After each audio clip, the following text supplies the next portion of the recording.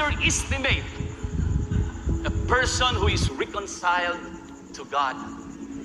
Amen. Amen. Praise the Lord. Mo ako excited ko, ayaw ka nang imong tanaw karon. Nabitos Doc Archie, sa una magdako-tago na. Tago, may lang kuro man na siya, kay musikat man na siya during sa intramurals, kay iya man ang patituluhan ang kanang high jump pa na siya, long jump. Patituluhan niya, iya gina, basta intramurals.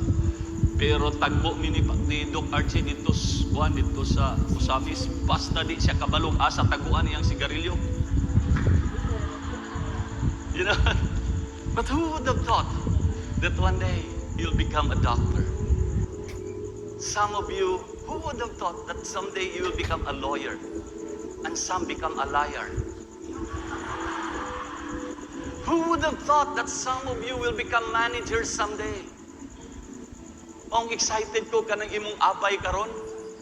Ayaw gyud nagkaminuse kay pobre. Kay kanang pobre wa na gyud laing paingnan, di na gyud na mas mapobre mo paingon gyud na sa ibabaw. Okay? So whatever we are having right now, chill ka lang. Chill lang. It will change. The season will change. Chill lang. The problem here is this. The greatest mistake nga ako nakita for so many Christians is this. They believe that what they have right now is all that there is. When we accept the fact that what I have right now, mao na gid ni siya.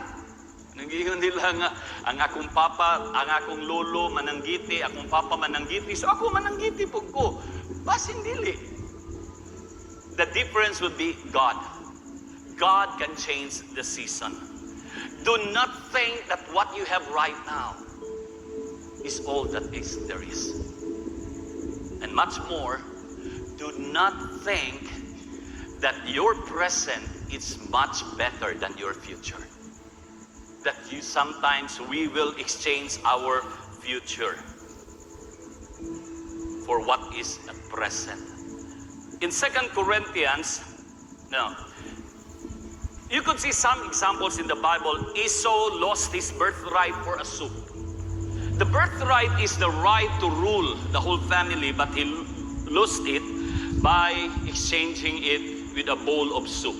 Judas lost his stature as an apostle of Christ because of money.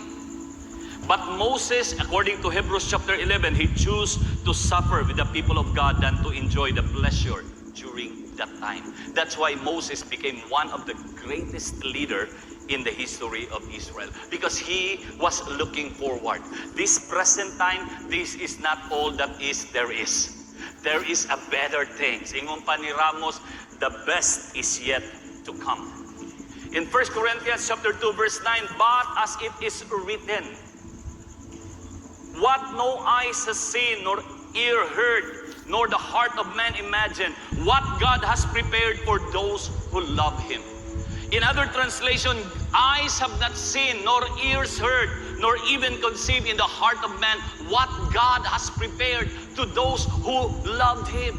If we love God, God has prepared something better for us. Amen. Be excited. Do not exchange your wonderful destiny. Do not exchange your wonderful future with what is happening right now. Look, I want to show you something.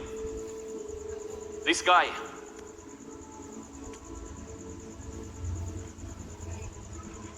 The one on the left, on my right, Magic Johnson.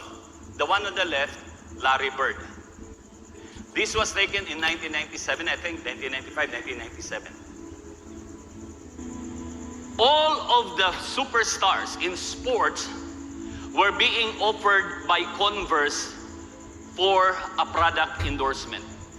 So, because Larry Bird was already an in-house of the Converse, then they offered Magic Johnson. They offered Magic Johnson a 100,000 cash deal. Next slide. 100,000 100,000 cash deal. Upon signing, 100,000. We are talking about 1997 here, so that's a big money.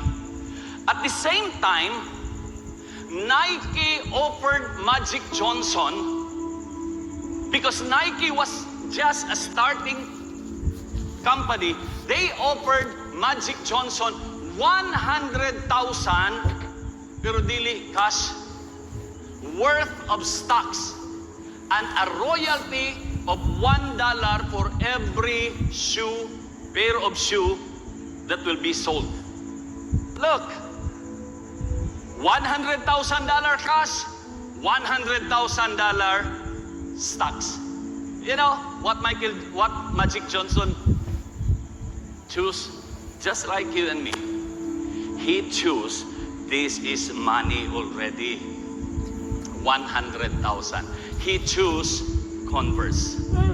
That was in 1997. In one of the interview of Magic Johnson, that was his greatest mistake, according to him.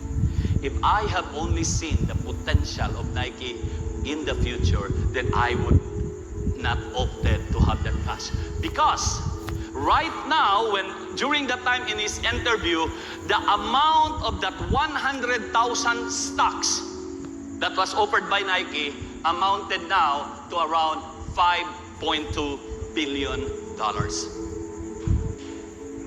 Wow! He could have been the richest athlete in the whole history. $5.2 billion. And this was what he called the greatest mistake and gamble that he made. When he chose what was at present over what lies in the future. Listen to me. Listen to me. Your present is already written, but your future kahipon pa. Hallelujah. Still on the making. Still on the making. So don't give up. Amen.